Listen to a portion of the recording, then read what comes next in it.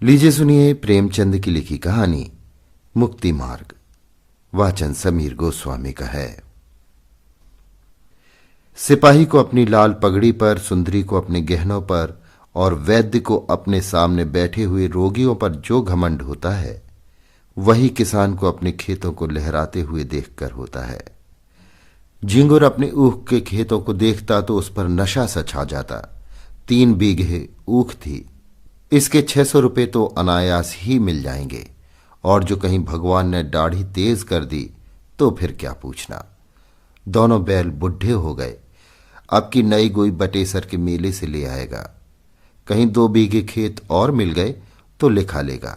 रुपए की क्या चिंता। बनिए अभी से उसकी खुशामद करने लगे थे। ऐसा कोई न था जिससे उसने गांव में लड़ाई न की हो। वो अपने आगे किसी को कुछ समझता ही न था। एक दिन संध्या के समय वो अपने बेटे को गोद में लिए मटर की फलियां तोड़ रहा था। इतने में उसे भेड़ों का एक झुंड अपनी तरफ आता दिखाई दिया। वो अपने मन में कहने लगा, इधर से भेड़ों के निकलने का रास्ता न था। क्या खेत की मेड़ पर से भेड़ों का झुंड नहीं जा सकता था? भेड़ों को इधर लाने की क्या जरूरत थी? ये खेत को कुचलेंगी, चरेंगी, इसका डांड कौन देगा? मालूम होता है बुद्धू गड़ेरिया है। बचा को घमंड हो गया है, तभी तो खेतों के बीच से भेड़े लिए चला आता है। जरा इसकी ढिठाई तो देखो। देख रहा है कि मैं खड़ा हूं, फिर भी भेड़ों को लौटाता नहीं। कौन मेरे साथ कभी रियायत की है कि मैं इसकी मुरव्वत करूं? अभी एक भेड़ा मोल मांगू तो 5 ही रुपए सुनावेगा।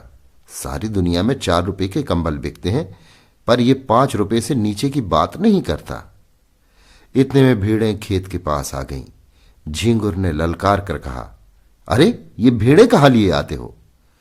बुद्धू नम्र भाव से बोला, मैं तो डांड पर से निकल जाएंगी, घूम कर जाऊंगा तो कोस भर का चक्कर पड़ेगा। झिंगुर, तो तुम्हारा चक्कर बचाने के लिए मैं अपने खेत क्यों कुचलवाऊं? डांड ही पर से ले जाना है तो और खेतों के डांड से क्यों नहीं ले गए? क्या मुझे कोई चूहड़ चमार समझ लिया है, या धन का घमंड हो गया है? लौटाओ इनको। बुद्धू, मैं तो आज निकल जाने दो, फिर कभी इधर से आऊं तो जो सजा चाहे देना। झिंगुर, कह दिया कि लौटाओ इन्हें। अगर एक भेड़ भी मेड़ पर आई तो समझ लो तुम्हारी खैर नहीं।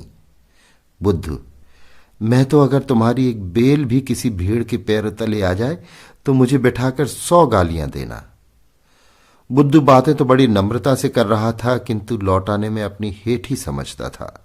उसने मन में सोचा, इसी तरह जरा जरा धमकियों पर भेड़ को लौटाने लगा तो फिर मैं भेड़ें चरा चुका। आज लौट जाऊं तो कल को कहीं निकलने का रास्ता ही न मिलेगा। सभी रौब जमाने लगेंगे। बुद्धू भी पौढ़ा आदमी था। 12 कौड़ी भेड़ें थी।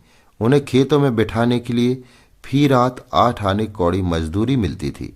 इसके उपरांत दूध बेचता था, ऊन के कंबल बनाता था। सोचने लगा, इतने गर्म हो रहे हैं, मेरा कर ही क्या लेंगे? कुछ इनका दबेल तो हूं नहीं। भीड़ों ने जो हरी हरी पत्तियां देखी तो अधीर हो गईं, खेत में घुस पड़ी।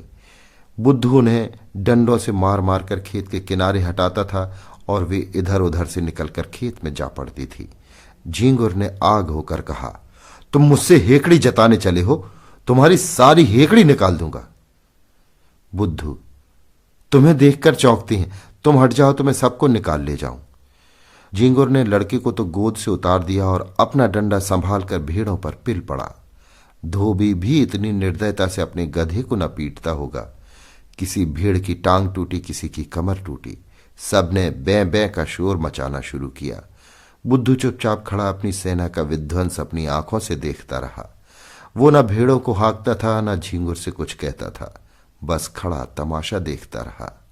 2 मिनट में झिंगुर ने इस सेना को अपने अमानुषिक पराक्रम से मार भगाया। मेष दल का संहार करके विजय गर्भ से बोला, अब सीधे चले जाओ, फिर इधर से आने का नाम न लेना। बुद्धू ने आहत भेड़ों की ओर देखते हुए कहा, झिंगुर, तुमने ये अच्छा काम नहीं किया, पछताओगे। केले को काटना भी इतना आसान नहीं जितना किसान से बदला लेना। उसकी सारी कमाई खेतों में रहती है या खलिहानों में। कितनी ही दैविक और भौतिक आपदाओं के बाद कहीं अनाज घर में आता है, और जो कहीं इन आपदाओं के साथ विद्रोह ने भी संधि कर ली तो बेचारा किसान कहीं का नहीं रहता। झींगुर ने घर आकर दूसरों से इस संग्राम का वृतांत कहा तो लोग समझाने लगे, झींगुर तुमने बड़ा अनर्थ किया, जानकर अनजान बनते हो। बुद्धू को जानते नहीं कितना झगड़ालू आदमी है। अब भी कुछ नहीं बिगड़ा, जाकर उसे मना लो, नहीं तो तुम्हारे साथ सारे गांव पर आफत आ जाएगी। झींगुर की समझ में बात आई। पछताने लगा कि मैंने कहां से कहां उसे रोका। अगर भेड़ें थोड़ा बहुत चर ही जाती तो कौन में उचड़ा जाता था। वास्तव में हम किसानों का कल्याण दबे रहने में ही है। ईश्वर को भी हमारा सिर उठाकर चलना अच्छा नहीं लगता। जी तो बुद्धू के घर जाने को ना चाहता था, किंतु दूसरों के आग्रह से मजबूर होकर चला। अगहन का महीना था, कोहरा पड़ रहा था, चारों ओर अंधकार छाया हुआ था। गांव से बाहर निकला ही था कि सहसा अपने ऊख के खेत की ओर अग्नि की ज्वाला देखकर चौंक पड़ा। छाती धड़कने लगी। खेत में आग लगी हुई थी। बेतहाशा दौड़ा। मनाता जाता था कि मेरे खेत में न हो, पर ज्यों ज्यों समीप पहुंचता था वो आशामय भ्रम शांत होता जाता था। वो अनर्थ हो ही गया जिसके निवारण के लिए वो घर से चला था। हत्यारे ने आग लगा ही दी और मेरे पीछे सारे गांव को चौपट किया। उसे ऐसा जान पड़ता था कि वो खेत आज बहुत समीप आ गया है, मानो बीच के परती खेतों का अस्तित्व ही नहीं रहा। अंत में जब वो खेत पर पहुंचा तो आग प्रचंड रूप धारण कर चुकी थी। झींगुर ने हाय हाय मचाना शुरू किया। गांव के लोग दौड़ पड़े और खेतों से अरहर के पौधे उखाड़कर आग को पीटने लगे। अग्नि मानव संग्राम का भीषण दृश्य उपस्थित हो गया। एक पहर तक हाहाकार मचा रहा। कभी एक प्रबल होता था, कभी दूसरा। अग्नि पक्ष के योद्धा मर मर कर जी उठते थे और द्विगुण शक्ति से रणोन्मत्त होकर सशस्त्र प्रहार करने लगते थे। मानव पक्ष में जिस योद्धा की कीर्ति सबसे उज्जवल थी वो बुद्धू था। बुद्धू कमर तक धोती चढ़ाए प्राण हथेली पर लिए अग्नि राशि में कूद पड़ता था और शत्रुओं को परास्त करके बाल बाल बचकर निकल आता था। अंत में मानव दल की विजय हुई, किंतु ऐसी विजय जिस पर हार भी हंसती। गांव भर की ऊख जलकर भस्म हो गई और ऊख के साथ सारी अभिलाषाएं भी भस्म हो गई। आग किसने लगाई ये खुला हुआ भेद था, पर किसी को कहने का साहस न था। कोई सबूत नहीं, प्रमाणहीन तर्क का मूल्य ही क्या। झींगुर को घर से निकलना मुश्किल हो गया। जिधर जाता ताने सुनने पड़ते। लोग प्रत्यक्ष कहते थे, ये आग तुमने लगवाई, तुम ही ने हमारा सर्वनाश किया, तुम ही मारे घमंड की धरती पर पैर न रखते थे। आपके आप गए, अपने साथ गांव भर को डुबो दिया। बुद्धू को न छेड़ते तो आज क्यों ये दिन देखना पड़ता। झींगुर को अपनी बर्बादी का इतना दुख न था जितना इन जली कटी बातों का। दिन भर घर में बैठा रहता। पूस का महीना आया जहां सारी रात कोल्हू चला करते थे। गुड़ की सुगंध उड़ती रहती थी, भट्ठियां जलती रहती थी और लोग भट्ठियों के सामने बैठे हुक्का पिया करते थे। वहां सन्नाटा छाया हुआ था। ठंड के मारे लोग सांझ ही से केवाड़े बंद करके पड़ रहते और झींगुर को कोसते। माघ और भी कष्टदायक था। वह केवल धनदाता ही नहीं, किसानों का जीवन दाता भी है। उसी के सहारे किसानों का जाड़ा कटता है। गरम रस पीते हैं, ऊख की पत्तियां तापते हैं, उसके अगोड़े पशुओं को खिलाते हैं। गांव के सारे कुत्ते जो रात को भट्ठियों की राख में सोया करते थे, ठंड से मर गए। कितने ही जानवर चारे के अभाव से चल बसे। शीत का प्रकोप हुआ और सारा गांव खांसी बुखार में ग्रस्त हो गया। और ये सारी विपत्ति झींगुर की करनी थी, अभागे हत्यारे झींगुर की। झींगुर ने सोचते सोचते निश्चय किया कि बुद्धू की दशा भी अपनी ही सी बनाऊंगा। उसके कारण मेरा सर्वनाश हो गया और चैन की बंशी बजा रहा है। मैं भी उसका सर्वनाश करूंगा। जिस दिन इस घातक कलह का बीजारोपण हुआ, उसी दिन से बुद्धू ने इधर आना छोड़ दिया था। झींगुर ने उससे रप्त जप्त बढ़ाना शुरू किया। वो बुद्धू को दिखाना चाहता था कि तुम्हारे ऊपर मुझे बिल्कुल संदेह नहीं है। एक दिन कंबल लेने के बहाने गया, फिर दूध लेने के बहाने गया। बुद्धू उसका खूब आदर सत्कार करता, चिलम तो आदमी दुश्मन को भी पिला देता है, वो उसे बिना दूध और शरबत पिलाए नहाने देता।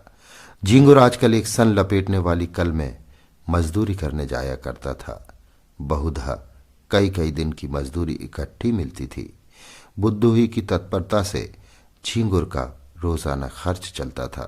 अतएव झींगुर ने खूब रब्त जब्त बढ़ा लिया।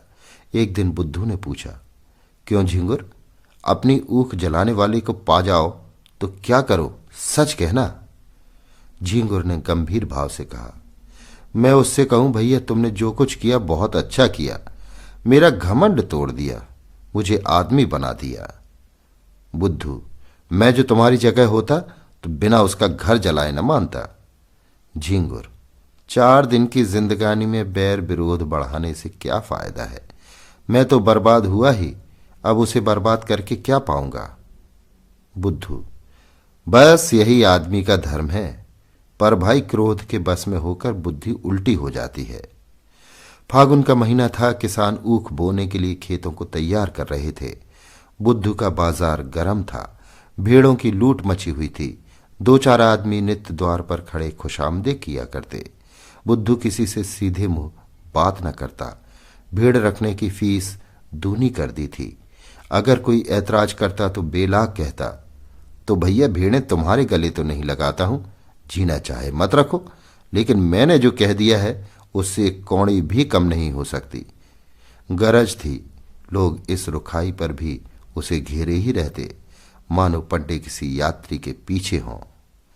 लक्ष्मी का आकार तो बहुत बड़ा नहीं, और वो भी समय अनुसार छोटा बड़ा होता रहता है। यहां तक कि कभी वो अपना विराट आकार समेटकर उसे कागज के चंद अक्षरों में छिपा लेती है। कभी कभी मनुष्य की जिह्वा पर जा बैठती है, आकार का लोप हो जाता है, किंतु उनके रहने को बहुत स्थान की जरूरत होती है। वो आई और घर बढ़ने लगा। छोटे घर में उनसे नहीं रहा जाता। बुद्धू का घर भी बढ़ने लगा। द्वार पर बरामदा डाला गया। 2 की जगह 6 कोठरियां बनवाई गईं। यों कहिए कि मकान नए सिरे से बनने लगा। किसी किसान से लकड़ी मांगी, किसी से खपरों का आवा लगाने के लिए उपले, किसी से बांस और किसी से सरकंडे। दीवार की उठवाई देनी पड़ी, वो भी नगद नहीं, भेड़ों के बच्चों के रूप में। लक्ष्मी का ये प्रताप है, सारा काम बेगार में हो गया। मुफ्त में अच्छा खासा घर तैयार हो गया। गृह प्रवेश के उत्सव की तैयारियां होने लगी। इधर झींगुर दिन भर मजदूरी करता तो कहीं आधा पेट अन्न मिलता। बुद्धू के घर कंचन बरस रहा था। झींगुर जलता था तो क्या बुरा करता था। ये अन्याय किससे सहा जाएगा। एक दिन वो टहलता हुआ चमारों के